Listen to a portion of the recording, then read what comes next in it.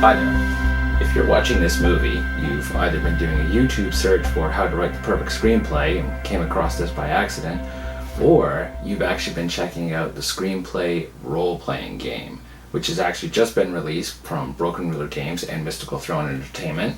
My name is Todd Crapper. I am the lead designer of Screenplay, and I'd like to take just a couple of minutes to talk to you about what exactly the game is and how it works at its most basic levels, just enough to be able to entice you to give it a shot. You can also check out our website at brokenrulergames.net/screenplay, where you can see loads of material on how the game works, even some on its development that we've run over the last couple of years. So to get started with this, let's mix things up a little bit and imagine ourselves actually driving the story forward in a car.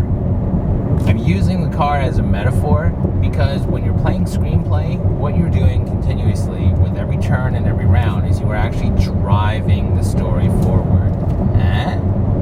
So what I want to do is I want to give you the 6 steps that you need to know to understand how Screenplay works. There are a few other elements involved, very much like RPGs, so that there's turn-based options that you can apply to give yourselves bonuses, or they may involve penalties for things such as cover. But I want to cover with you the 6 basic steps of what you need to know. So the first is the difference between players and characters. A player in the game is anyone who is sitting at the table, whether or not it's physical or virtual, who is actually playing the game. And it's broken basically into 2 sets. There are the writers. Now they are the ones who are all gathered around as a team, who are there to play as at least one lead character who's like the main hero. Also play additional supporting characters as much as they like, which is totally optional. There's also then at least one director. Now the director is the person who is not necessarily going to be guiding the story forward, but basically working on keeping the writers on track, providing outcomes for the descriptions that they give, and just as important, challenging them to make sure that the writers and their characters are enjoying themselves and being challenged at the same time to make it exciting, make it interesting. Characters are those who are actually involved in the game itself. So there are times where the book clarifies the difference between something that happens to players and something that happens to characters. There are 3 types of characters. There's the lead characters, as we just established. There are supporting characters, or people who are named that have some kind of an impact in the story or involvement with the characters. And then there are extras. Those are the ones who are, the mooks, the people who go in the background, anyone who basically is nameless, simply known as Goon Number 2 or Shopkeeper. Step 2 are potentials. Now, these are the things that make the characters go and what are used to help drive the story forward. Each character has a series of potentials depending on whether or not they're lead, supporting, or extras. Potentials are very loosely defined ways that writers can describe their characters. What is it that makes them stand out from many others?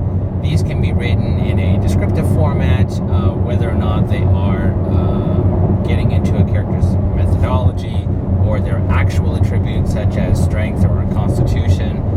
They could also be mantras that drive the character forward. These are distinguishable features that can clearly be discovered as the character goes deeper and deeper into the story.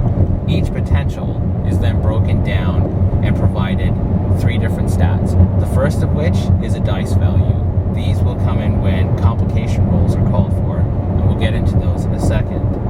The second stat is their difficulty. Now this is anytime someone else tries to make a complication roll against a character, and there is a potential that can be applied to act as a barrier or a defense or opposition, if you will. And finally, there are the number of details. When a writer begins to describe what their character is doing, they have to start by proclaiming which potential that character is going to use. And that determines the number of details, which is going into step 3. Step 3 is descriptions and outcomes. These are the actual turns and actions and results that are going to drive the story forward. Every time a writer, or any player for that matter, takes a turn, they are going to choose a potential, and that will determine the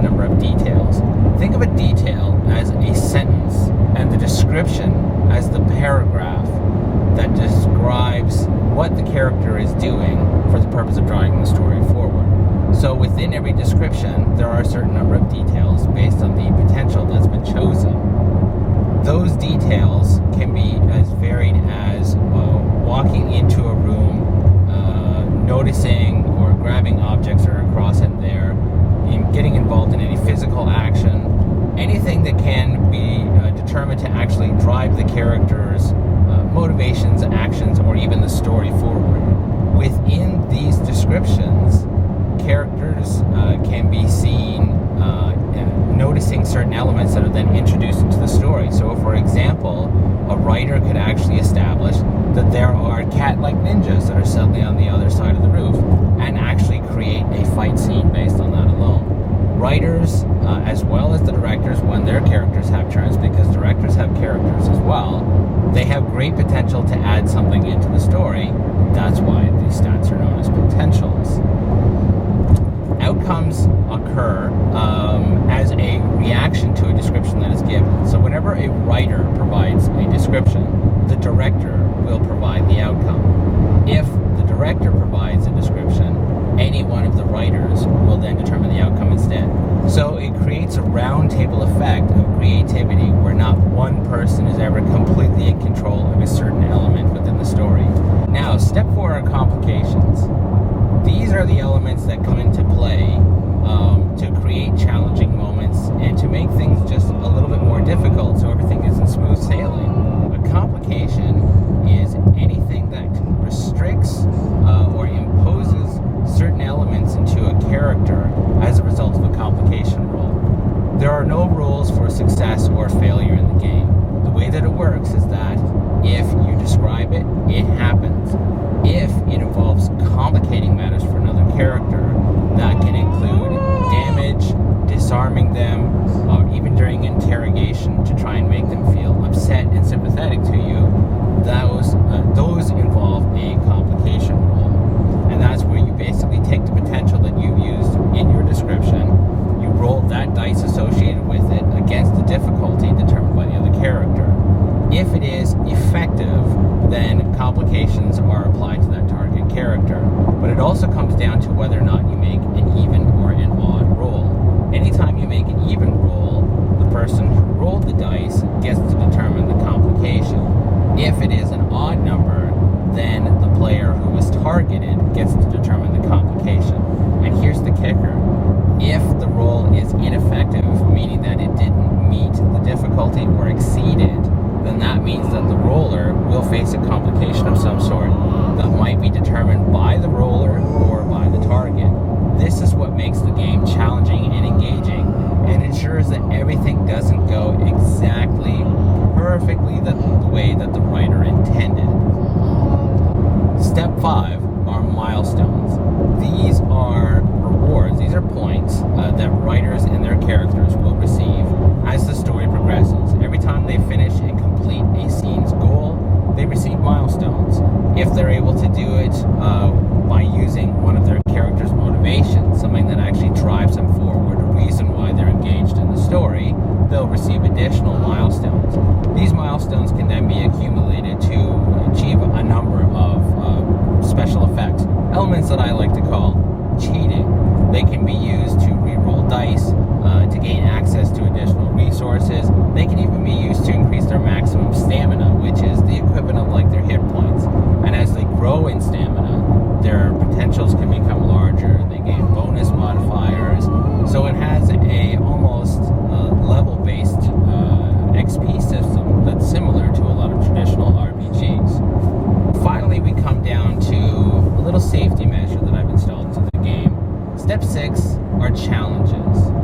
Challenges are points that the director collects as the game progresses. So as soon as the story begins, the director has one challenge for every writer involved in the game.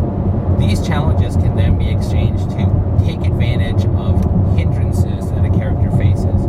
So let's say, for example, that a character has a hindrance of recovering alcoholic. This can be a moment where if the characters end up in an area where there is booze located, the character can actually redeem a challenge and force that character to have a complication called, let's say, those bottles look really good. And then it is something that the character has to face until they're able to remove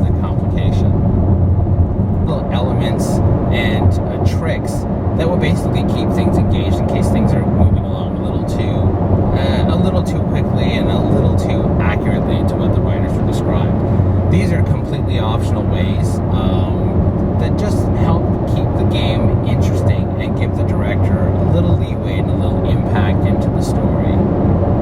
So those are the basic 6 steps that you need to know in order to play screenplay. And I hope this has been interesting. If you haven't given it a shot just yet, I hope you really do consider it.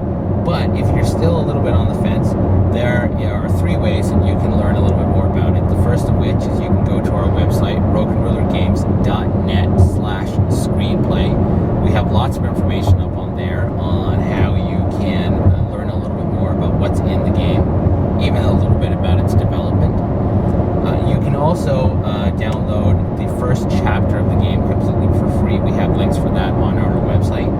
And thirdly, you can also we have a preview treatment called Ironbound. It has a preview version of the rules, and it also provides a complete treatment, what we call for adventurers. Basically a dark fantasy tale of witch hunters who are forbidden to use the magic which they study extensively. This is something that it's a pay what you want product on Drive-Thru-RPG. So in a sense, it's free with a tip jar. So those are 3 perfectly good ways to learn more. Otherwise,